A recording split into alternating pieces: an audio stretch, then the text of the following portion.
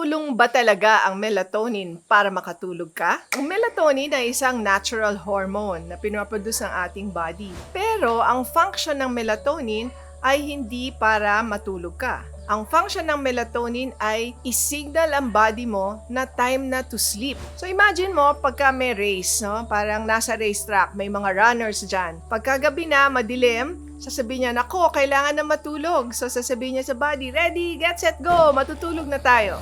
Pero hindi siya mag-i-induce ng sleep.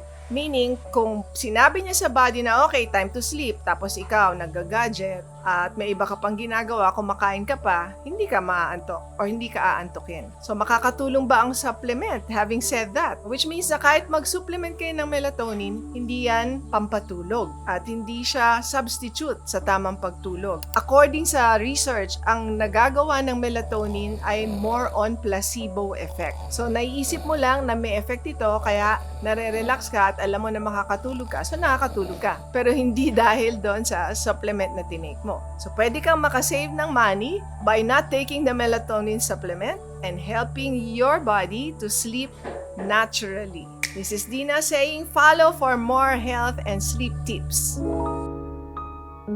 Ask Dina.